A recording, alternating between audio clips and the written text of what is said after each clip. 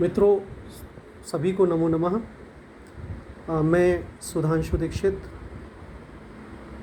स्नातकोत्तर शिक्षक अंग्रेजी भाषा, केंद्रीय विद्यालय क्रमांक 3 आगरा छावनी की तरफ से आप सभी को संस्कृत भाषा और इसके महत्व पर आज अपना उद्बोधन देने हेतु प्रस्तुत हुआ हूँ।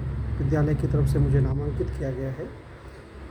तो मित्रों, सबसे पहले तो मैं आप सभी को संस्कृत दिवस की हार्दिक शुभकामनाएं देता हूँ। प्रतिवर्ष श्रावण मास की पूर्णिमा तिथि को हम संस्कृत दिवस का आयोजन करते हैं और रसों से और सौंदर्य से भरी इस भाषा के प्रति जो पूजनीय भाव है वो हम सब में सर्वदा बना रहे, ऐसी आकांक्षा मैं करता हूँ। मित्रों, सबसे पहले तो मैं आपको ये बताना चाहूँगा कि जो संस्कृत भाषा है वो हमारे संस्कृति के उत्थान में सबसे ज़्यादा अग्रणी भूमिका निभाती है। प्राचीनतम भाषाओं में से एक है।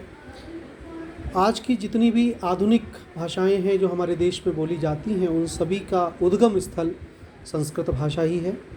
और संस्कृत भाषा के विभेदकारी व्याकरण की वजह से और संस्कृत भाषा का जो शब्दों का आवृत्ति है, जो उनका उच्चारण है, उसके कारण से इसका महत्व समीचीन हो जाता है। अब मैं कुछ अंतर्राष्ट्रीय मानकों के आधार पर जो संस्कृत भाषा की महत्ता है वो भी मैं आपसे डिस्कस करना चाहूँगा। तो सबसे पहले तो मैं आपको ये बता दूँ कि अंतर्राष्ट्रीय स्तर पर अगर मैं बात करता हूँ तो अभी एक हाल ही में नासा का एक जर्नल है, उसकी एक रिपोर्ट है।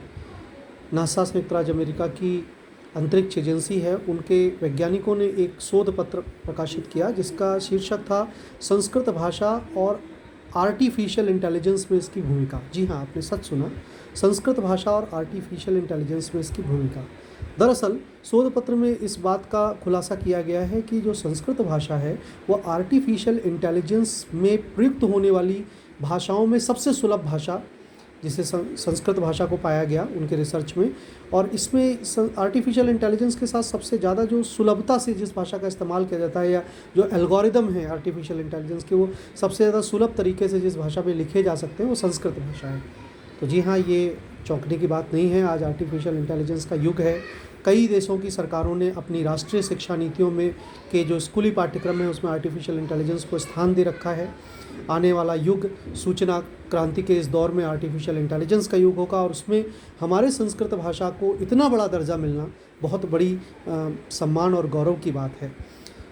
दूसरी बात, एक मेडिकल जर्नल में एक रिपोर्ट आई है, शायद कोई ब्रिटिश मेडिकल जर्नल है, और उन्होंने संस्कृत भाषा के उच्चारण के समय MRI स्कैन किया उन्होंने। तो MRI स्कैन से उन्होंने ये देखा कि उसमें कुछ जो हमारे मस्तिष्क में परिवर्तन थे वो बड़े चमत्कारी थे, जिनका हमारे शारीरिक और मानसिक जो उद्वेग हैं या जो शारीरिक हमारे विकार हैं उनके ऊपर भी बड़ा चमत्कारिक प्रभाव रहा उन संस्कृत भाषा के शब्दों का। दरअसल मित्रों, संस्कृत भाषा के शब्दों की एक ऐसी आवृत्ति होती है जो इस तरह का परिवर्तन हमारे शारीरिक और मानसिक विकास में करती है। और हमारे वेद मंत्रों में, हमारी ऋचाओं में तो इसे पहले से ही सिद्ध किया जा चुका है। हमारे मनीषियों की भाषा है, हमारे ऋषियों मुनियों की भाषा है, और देव भाषा भी कहते हैं इसको। देवभूमि भारत की भाषा देव भाषा संस्कृत, और इसको इतना बड़ा गौरव और सम्मान मिलना और विश्व में इसकी उपयोगिता बढ़ना इस बात का द्योतक है कि आने वाला समय संस्कृत के लिए एक बहुत शुभ संकेत है, संस्कृत भाषा के उत्थान के लिए एक शुभ संकेत है। जिस प्रकार से अगर मैं इसकी तुलना योग से करूं तो आज से 50 वर्ष पूर्व जो योग था वह केवल ऋषियों और मुनियों की कंदराओं और कुटियों में ही सीमित होकर रह गया था। एक आम आदमी के प्रचलन में योग नहीं था। योग करने का अर्थ होता था ऋषि मुनि और सन्यासियों के द्वारा किए जाने वाली कुछ शारीरिक प्रक्रियाएं, लेकिन आज योग घर घर में है।